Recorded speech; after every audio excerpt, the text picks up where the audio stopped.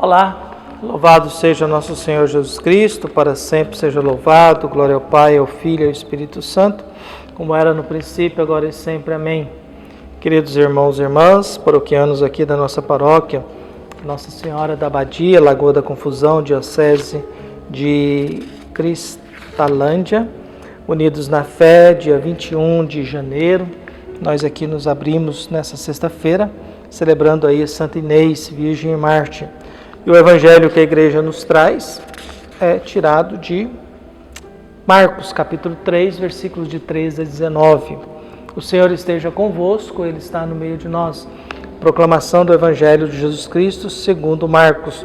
Glória a vós, Senhor. Naquele tempo, Jesus subiu ao monte e chamou os que ele quis, e foram até ele. Então, Jesus designou 12 para que ficasse com ele e para enviá-los a pregar, com autoridade para expulsar os demônios. Designou, pois, os 12, Simão, a quem deu o nome de Pedro, Tiago, João, filho de Zebedeu, aos quais deu o nome de Boanerges, que quer dizer filho do trovão, André, Filipe, Bartolomeu, Mateus, Tomé, Tiago, filho de Alfeu, Tadeu, Simão, o cananeu e Judas Iscariotes, aquele que depois o traiu. Palavra da salvação. Glória a vós, Senhor. Queridos paroquianos, nós aqui caminhamos e pedindo a Deus que abençoe e ilumine a todos nós e nos fortaleça na fé dentro dessa paróquia, dentro daquilo que a gente vai tentando fazer e oferecer e partilhando aí diante desse ano que se inicia.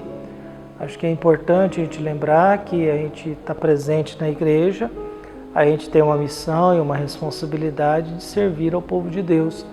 E a nossa fé, ela não pode ser egoísta, essa fé egoísta que só me beneficia, que não me faz partilhar nada, que não me faz ajudar ninguém, que não me faz conhecer ninguém, que me faz só pensar em benefícios próprios.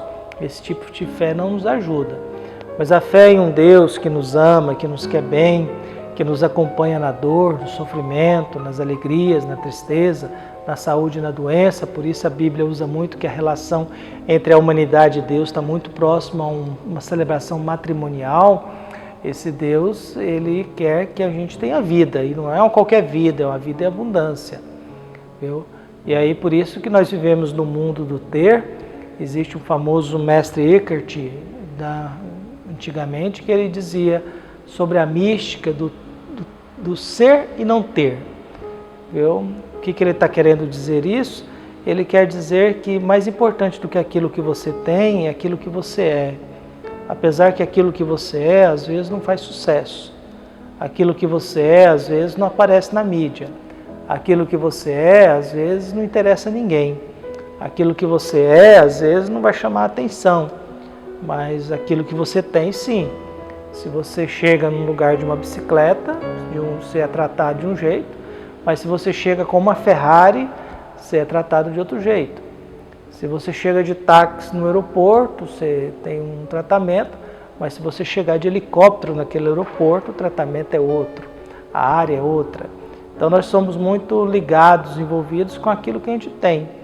E eu não gosto muito dessa reflexão de que o ser humano ele é avaliado pelo seu status econômico. Quem tem dinheiro não presta, quem não tem dinheiro presta. Quem não tem dinheiro presta. Viu? Então eu sempre acho que não é esse muito o critério, até porque Jesus convivia com ricos e pobres ao mesmo tempo. Eu esteve na casa de Zaqueu, mas também acolheu uma mulher chamada Samaritana, curou muitos pobres e doentes, resolveu a fome de um grupo grande. Jesus não gostava muito, era de fariseu mesmo, né, doutor da lei. Ele não gostava muito, era de gente que se julgava Deus, donos da verdade, ou que fazia mal para o próximo. Jesus não gostava muito de ladrão que não se converte, mas até que perdoou, que se converteu no final da vida. Então o que nós temos no evangelho de hoje? Nós temos essa pequena passagem, que chega um momento na vida de Jesus, que Jesus descobre que sozinho não dá conta. A gente viu muita gente seguindo Jesus sendo curando muitas pessoas. A gente percebeu que Jesus já está tendo problema com os fariseus, doutores da lei, que Jesus está tentando ensinar que o centro da vida religiosa não é rituais, sábado, práticas. O centro da vida religiosa é fazer o bem ao próximo, é colocar no meio aquele que está com a mão seca, é dar atenção a um leproso que está expulso da sociedade, da família. Então Jesus vai começando a iniciar e dizer que esse Deus não está preocupado com esses rituais de sábado. Claro que Jesus agora já é ameaçado de morte. Jesus agora já tem um grupo pensando como vai eliminá-lo, como vai tirar ele de cena. Já tinha tirado João Batista, né? Que Jesus já está indo em plena missão, sinal que João Batista já saiu de cena. Então, nós temos o que? Jesus subiu no monte. A gente vai lembrar que o monte vai nos lembrando o Monte Sinai, vai nos lembrando o Sermão da Montanha, vai nos lembrando as experiências de fé que se faz no monte. Viu? O monte em que Elias estava lá, 40 dias. Então, o monte é sempre o lugar em que o ser humano sobe e Deus desce. Por isso, todo monte é um lugar de experiência de Deus. É o momento em que você olha o céu, você olha o horizonte, você olha para baixo. É o momento em que você tem uma visão mais ampla do mundo. Todo monte nos abre um pouco a visão do mundo. Você viver no buraco, você tem uma visão curta. Você viver na planície, você viver no monte, você tem uma visão mais larga. E ali também é o lugar da experiência de Deus, da experiência de fé. É o lugar onde Moisés recebe os 10 mandamentos. Viu? É o lugar em que Jesus proclama o Sermão da Montanha. E agora no monte Jesus toma uma decisão. Jesus subiu ao monte e chamou os que ele quis. Os 12, ele é um critério de Jesus. Essa questão do que ele quis, viu? Sinal que Jesus escolheu os 12.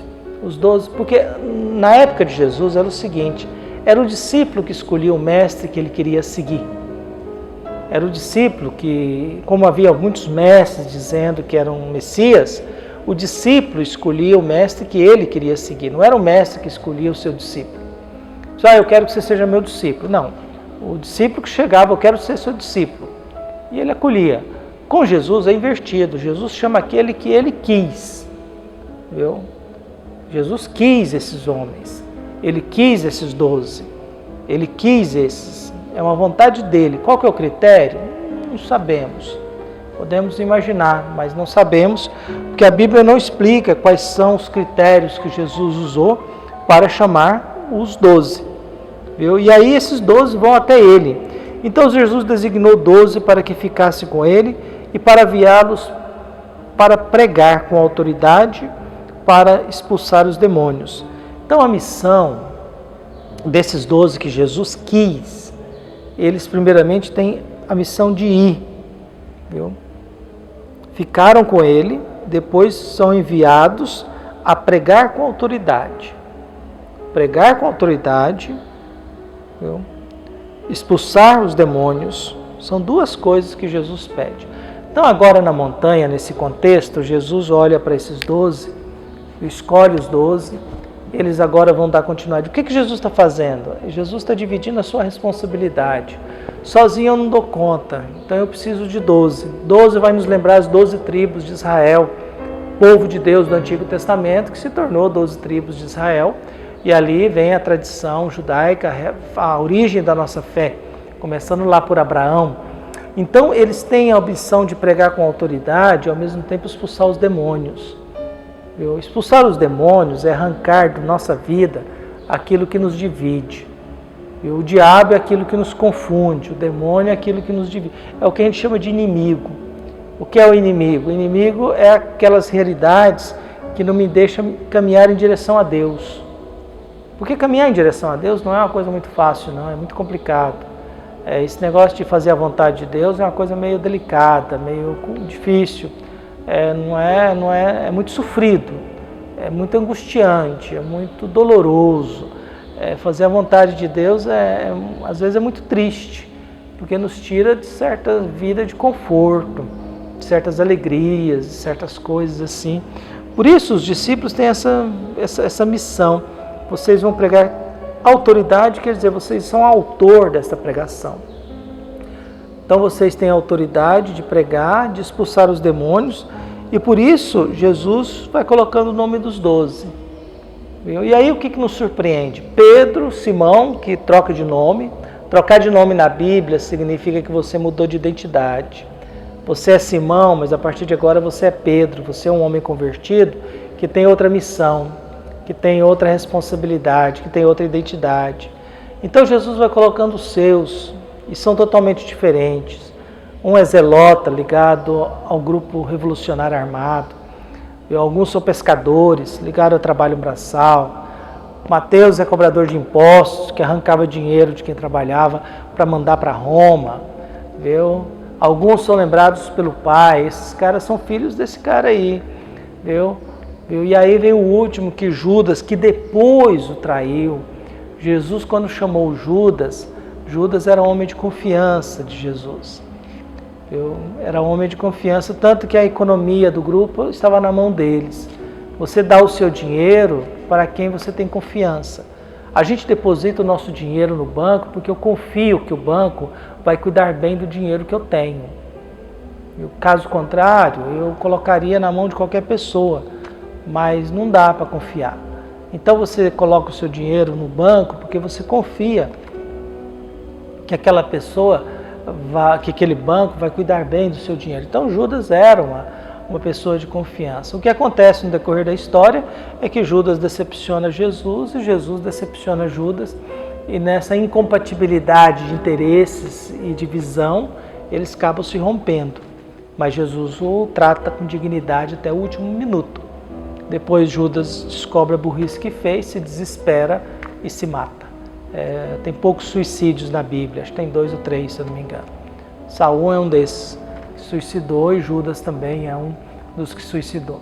Então a minha prece de hoje é que nós também sejamos chamados, que a gente também tenha autoridade de falar sobre Jesus, sobre Deus, que a gente também tenha autoridade de eliminar o mal do nosso meio. A autoridade de eliminar o mal é colocar freio na nossa fofoca, colocar freio nas nossas atitudes maldosas, impiedosas, justiceiras, condenatórias, que a gente gosta tanto. Viu? Parar de se alimentar desse mundo, às vezes, reacionário, que acha que Deus é um tremendo...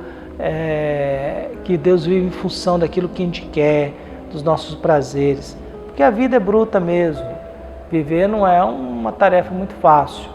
Por isso, peçamos a Deus que guie e ilumine o nosso coração, que ao olhar esses homens com as suas diferenças, nos faça compreender também que a gente tem que entender que também somos diferentes, que a nossa paróquia tem muita gente diferente, que precisa ser acolhido, e apostar no outro, e acreditar no outro, e lutar para que o outro possa fazer alguma coisa, para que a gente possa crescer um pouquinho mais. Por isso que Deus abençoe a todos nós. Um abraço e até mais.